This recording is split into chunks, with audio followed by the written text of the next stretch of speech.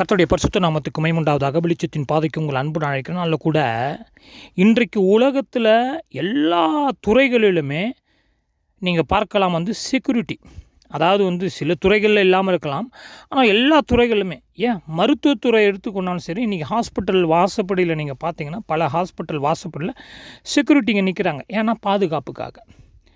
ஏன்னா உள்ளே போகும்போதே பையெல்லாம் திறந்து பார்க்குறார்கள், உள்ளே ஏதாவது ஆயுதத்தோடு நீ சென்று விடுங்க எங்கள் ஹாஸ்பிட்டலில் கூட. அப்போ அது ப்ரைவேட் செக்டாராக இருந்தாலும் சரி, பப்ளிக் செக்டாராக இருந்தாலும் சரி, இல்லை எந்த துறைகளை நாம் எடுத்துக்கொண்டாலும் சரி, ஒரு செக்யூரிட்டியை நிறுத்தி விடுகிறார்கள். சில இடங்களில் 2-3 செக்யூரிட்டியை நிறுத்தி விடுகிறார்கள். சில வேளை அரசியல் தலைவர்களுக்கு பல செக்யூரிட்டி கார்டு வராங்க. சில வேளை நடிகர்களுக்கு கூட ஏன் அவங்கள தாக்கிட போகிறாங்கன்னு சொல்லி செக்யூரிட்டி வைத்துக் கொள்கிறார்கள். இப்படி சுற்றி இந்த உலகம் செக்யூரிட்டி, அதாவது பாதுகாப்புக்காக எதுவும் தவறான காரியம் நடந்து விடக்கூடாது, விளைவு ஏற்பற்றக்கூடாது அப்படி என்பதற்காக சில வேளைகளில் வன்முறை வெடித்து விடக்கூடாது, சில வேளைகளில் ஒருவேளை தீவிரவாத தாக்குதல் கூடாது என்பதற்காக அது காவல்துறையாக இருந்தாலும் சரி, இராணுவத்துறையாக இருந்தாலும் சரி, இல்லை ப்ரைவேட் துறையாக எந்த துறையாக இருந்தாலும் சரி செக்யூரிட்டி அமர்த்துகிறார்கள். ஏன்னு சொன்னால் நுழைந்து விடக்கூடாது, தவறு நடந்து விடக்கூடாது என்று. பிரியமானவர்களே, நீதிமொழிகள் 4ஆம் அதிகாரம் 23வது வசனமும் இதை குறித்து தான் பேசுகிறது. எல்லா காவலோடும் உன் இருதயத்தை காத்துக்கொள். அப்போ நம்முடைய இருதயத்திற்கு, நம்முடைய மனதிற்கு, நம்முடைய சிந்தனைக்கு, நம்முடைய எண்ணத்திற்கு ஒரு காவல் தேவைப்படுகிறது, ஒரு செக்யூரிட்டி கார்டு தேவைப்படுகிறது. எது அது? உலகத்தில் இப்போ இவ்வளோ உதாரணம் கொடுத்தேன். செக்யூரிட்டி கார்டு, இப்போ நான் வேலை செய்கிற இடத்துல கூட 2 செக்யூரிட்டி இருப்பாங்க. ஏன்னு சொன்னால் ஆபத்து நேர்ந்து விடக்கூடாது என்பது, ஆபத்தை தடுப்பதற்கு.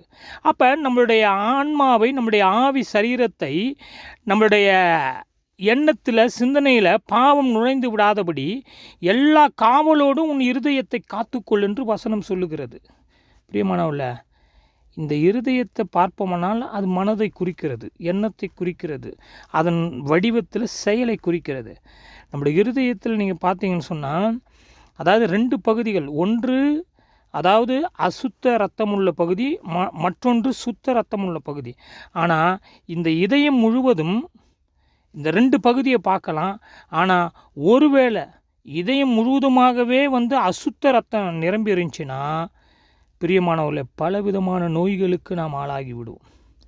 எனவே இந்த அசுத்த இரத்தம் சுத்திகரிக்கப்பட்ட பின்பு அது நல்ல இரத்தம், அது சரீரம் முழுதுமாக சென்று ஒரு மனிதனை சுத்தமுள்ள, அதாவது நோய் இல்லாதபடி பாதுகாக்கிறது. பாருங்கள், கடவுள் எப்படிப்பட்ட ஒரு அமைப்பை சரீரத்துக்கு கொடுத்தாருன்னு சொன்னால், இது அப்படியே ஆவிக்குரிய ரீதிக்கு நாம் எடுத்துக்கொள்வோமானால், நம்முடைய ஆன்மா, சரீரம், ஆவியில், செயல், சிந்தனையில் நமக்கு எப்படி சுத்திகரிக்கப்பட்ட இரத்தம் உடம்பு முழுவதும் போய் நம்மை பாதுகாக்கிறது, அதுபோல் தேவ வசனத்தோடு, தேவ வார்த்தையோடு நாம் எல்லா காவலோடும் நம்மளுடைய எண்ணத்தை பாதுகாத்து கொள்ள வேண்டியது அவசியம், செயலை பாதுகாத்து கொள்ள வேண்டியது அவசியம்.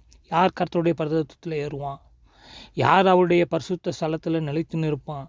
கைகளில் சுத்தமுள்ளவனும் இருதயத்தில் மாசு இல்லாதவனும் இருந்து தன் ஆத்துமாவை மாயைக்கு ஒப்புக்கூடாமலும் கபடாய் ஆணையிடாமலும் இருக்கிறவன் தானே அப்படி என்று சங்கீதம் 24 பல முறை நாம் வாசித்திருக்கிறோம். அதனால தான் இயேசு கிறிஸ்து கூட சொல்கிறாரு, இருதயம் மகா கேடு உள்ளது என்று. எரேமியா 17 வாசிக்கலாம், இந்த இருதயம் திருக்குள்ளது, மகா கேடு உள்ளது என்று. அதனால தான் தாவீது சுத்த இருதயத்தை எனக்கு கொடுங்க ஆண்டவரே, சிருஷ்டிங்க ஆண்டவரே அப்படின்னு கேட்குறாரு. பிரியமானவர்களே, கைகளில் சுத்தம் உள்ளவனும் இருதயத்தில் மாசில்லாதவனுமாயிருந்து, இந்த 2 வார்த்தை பிரியமானவர்களே, இன்றைய தியானத்திற்கு, சிந்தனைக்கு நாம் ஆழமாக சிந்தித்து பார்க்கணும். கைகளில் சுத்தம். பலர் என்கிட்ட கேட்டிருக்கிறாங்க, நீங்கள் பிஸ்னஸ் ஆரம்பிக்கலாமே, உங்களுக்கு தான் அனுபவம் இருக்குது, திறமை இருக்குது, பல துறைகளில் நீங்கள் அனுபவத்தோடு வேலை செய்திருக்கிறீங்கள, ஒரு பிஸ்னஸ் ஆரம்பித்தா நல்லா முன்னேறலாம்ல. இன்னும் ஒரு சிலர் என்கிட்ட கேட்டிருக்கிறாங்க, சபை ஆரம்பித்தா நல்லது தானே, ஃப்ரான்ஸில் ஒரு நல்ல சத்தியத்தில் ஒரு சபை ஆரம்பித்தா நல்லா இருக்குமாச்சே, நீங்கள் வழிநடத்தலாமாச்சே அப்படின்னு. பாருங்கள், மக்கள் 2 விதமான கோணத்தில் என்னிடம் ப்ரொப்போஸ் பண்ணியிருக்கிறாங்க. ஆனால் பிரியமானவரில், இந்த வியாபாரம் என்று சொல்லும்போது அப்படி சிலர் என்கிட்ட ப்ரப்போஸ் பண்ணும்போது அவங்ககிட்ட நான் சொல்லியிருக்கிறேன், வியாபாரம் நீங்கள் ஃப்ரான்ஸ்லேயோ இல்லை வேறு எங்கேயோ வியாபாரம் செய்யும்பொழுது உண்மையாக உத்தமமாக வியாபாரம் செய்ய முடியுமா என்றால் ஒரு பெரிய கேள்விக்குறி எழும்புகிறது. நம்ம வியாபாரம் செய்யும்பொழுது பொய் பேச வேண்டியது இருக்கும், ஏமாற்ற வேண்டியது இருக்கும், அரசாங்கத்தையும் ஏமாற்ற வேண்டியிருக்கும், நம்மளையும் ஏமாற்ற வேண்டியிருக்கும், கிளைண்ட்டையும் ஏமாற்ற வேண்டியிருக்கும். அப்படி இல்லாமல் உண்மையாகவே ஒருவர் வியாபாரம் செய்கிறார் என்றால் கர்த்தருக்கு ஸ்தோத்திரம். ஆனால் ஏமாற்றி பொய் பேசி வஞ்சித்து மக்களையும் சரி அரசாங்கத்தையும் சரி ஏமாற்றி நாம் ஒரு வேளை வியாபாரம் அது எந்த வியாபாரமாக இருந்தாலும் சரி செய்கிறோன்னு சொன்னால் கை சுத்தம் இல்லாமல் போயிடும், கை கெட்டு போயிடும். நான் சிவில் இன்ஜினியரிங் படித்த காலத்தில் பில்டிங்கு கன்ஸ்ட்ரக்ஷனில் இருக்கும்போது பலவிதமான பொய் அங்கு பார்த்துருக்குறேன். நானே பொய்யை பேசியிருக்கிறேன் அந்த சூழ்நிலை. ஏன்னா கன்ஸ்ட்ரக்ஷன் ஒர்க்கில் பொய் பேச வேண்டிய சூழ்நிலை நிறைய வரும். ஆனால் அந்த செக்ஷன் அந்த சிவில் இன்ஜினியரிங் செக்டாரே விட்டுட்டு ஐயோ இந்த தொழில் சரிப்பட்டு வராதுன்னு சொல்லிவிட்டு வேறு ஒரு படிப்புக்கு நான் சென்று விட்டேன். சிவில் இன்ஜினியரிங்கை விட்டுட்டு, கன்ஸ்ட்ரக்ஷனை விட்டுட்டு.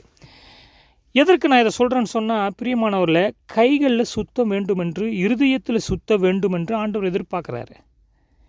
ஒருவேளை கை சுத்தம் இல்லாமல் நம்ம சம்பாதிக்கின்ற பணங்கள் ஒருவேளை அதில் எடுத்துன்னு போய் காணிக்க தசம பாவம் கொடுத்து ஏமாற்றி கொள்கிறார்கள் பலர். அது ஒரு ட்ராக், அதை ஒரு நாளைக்கு நான் விளக்குறேன் அதை தெளிவாக.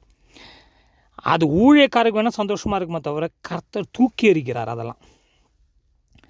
அடுத்தது, ஏன் பிரதர் சபை தொடங்கக்கூடாதா, சபை நடத்தக்கூடாதான்னு கேட்குறாங்க.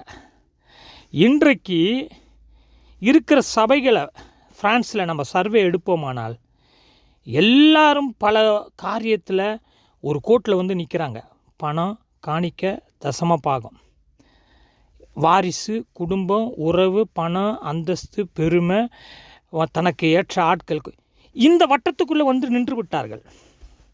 இதை மறுக்க முடியாது யாரும்.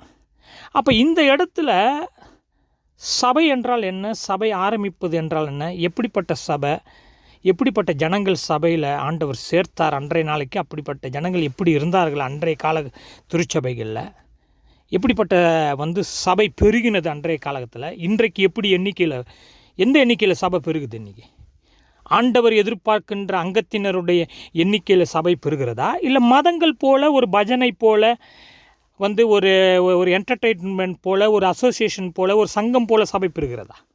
சிந்தித்து பார்க்கணும். எனவே கைகளில் சுத்தம், இருதயத்தில் சுத்தம். உடல் முழுவதுமாக அசுத்த ரத்தம் போகுமானால் நோய்வாய்ப்பட்டு செத்து போய் விடுவோம். அதே போல் நம்முடைய ஆன்மா, ஆவி, சரீரம் தேவனுடைய ஆலயம். அது சுத்தமாக இருக்கணும், கை சுத்தமாக இருக்கணும், எண்ணம் சுத்தமாக இருக்கணும். இந்த எண்ணமும் கையும் சுத்தமாக இல்லைன்னு சொன்னால் நம்முடைய ஆவிக்குரிய வாழ்க்கை செத்த நில பிணம் என்று வேதம் சொல்லுகிறது.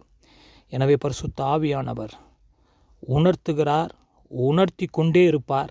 ஆனால் நம்முடைய இருதயம் கடினப்படுமானால் விட்டு விடுவார். அதற்கு பிறகு எந்த போதகரோ எந்த சபையோ நம்மை காப்பாற்ற முடியாது. எனவே அதற்கு முன்பாக உணர வேண்டியது அவசியம். கையில் சுத்தம் வேணும். பணத்திற்காக, பெருமைக்காக, உலகத்தில் ஆடம்பரமாக வாழணும் என்பதற்காக கையில் சுத்தம் இல்லாமல் எந்த தொழிலையும் பண்ண வேணாம், அப்படி எந்த பணத்தையும் ஈட்ட வேண்டாம், அது சாபம்.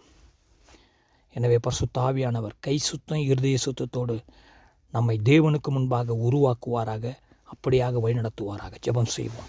எங்களை அதிகமாக நேசிக்கிற பரலோக பிதாவே, கைகளில் சுத்தம், எண்ணத்தில் சுத்தம், வார்த்தையில் சுத்தம், பேச்சில் சுத்தம், நடத்தையில் சுத்தம். ஆண்டவரே, எங்களுடைய வாழ்க்கை முழுவதுமாக நாங்கள் சுத்தத்தோடு சுத்தமுள்ளவர்களாக உம்மிடத்தில் நடந்து கொள்ளும்படியாகவும் உமக்கு முன்பாக சாட்சியாக வாழும்படியாக எங்களுக்கு கிருபை செய்வீராக. இயேசு கிறிஸ்து மூலம் தாழ்மையோடு ஜெபங்கள் நல்ல பிதாவே. ஆமென்.